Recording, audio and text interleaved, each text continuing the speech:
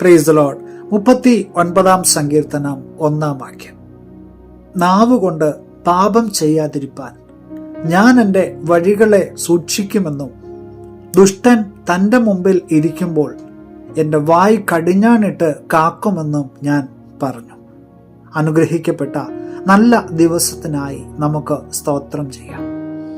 മനുഷ്യന്റെ ക്ഷണികതയെ വ്യക്തമാക്കുന്ന കുറെ വാക്യങ്ങൾ ഈ 39 സങ്കീർത്തനത്തിലുണ്ട്.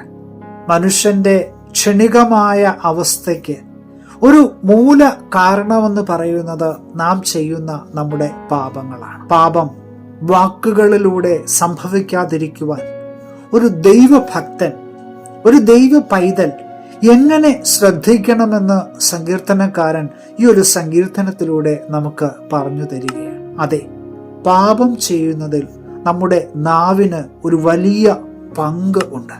യാക്കോബിന്റെ ലേഖനത്തിൽ യാക്കോബ് വളരെ വിശദമായിട്ട് നാവിനെ കുറിച്ച്, നാവ് ചെയ്യുന്ന ദോഷങ്ങളെ കുറിച്ചും ഒക്കെ വ്യക്തമായിട്ട് പ്രതിപാദിക്കുന്നുണ്ട്. ശക്തിയും വേഗതയുമുള്ള ഒരു കുതിരയെ വെറുമൊരു കടിഞ്ഞാണുകൊണ്ടാണ് ആ കുതിരയെ ഓടിക്കുന്ന മനുഷ്യർ അതിനെ നിയന്ത്രിക്കുന്നത്. കാറ്റുകൊണ്ട് ഓടുന്ന കപ്പൽ എത്ര വലുതായിരുന്നാലും അതിൻ്റെ ആ ചുക്കാൻ ഉപയോഗിച്ചുകൊണ്ട് കപ്പിത്താൻ ആ വലിയ കപ്പലിനെ നിയന്ത്രിക്കുന്നുണ്ട്.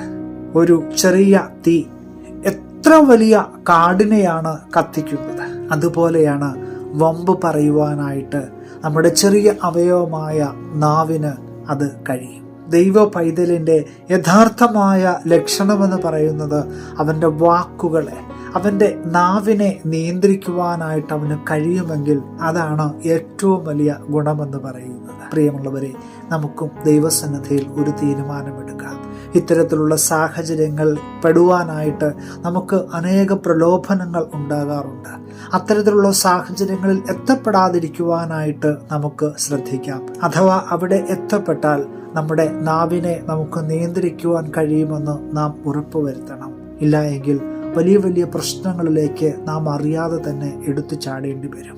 അതുകൊണ്ട് നമ്മുടെ പ്രാർത്ഥനകൾ ഇത്രമാത്രമായിരിക്കട്ടെ. കർത്താവേ, ഞങ്ങളുടെ വഴികളെ ഞങ്ങൾക്ക് കാത്തു സൂക്ഷിക്കണം. ഞങ്ങൾക്ക് മുമ്പോട്ട് പോകുവാൻ ഒരുപാടുണ്ട്.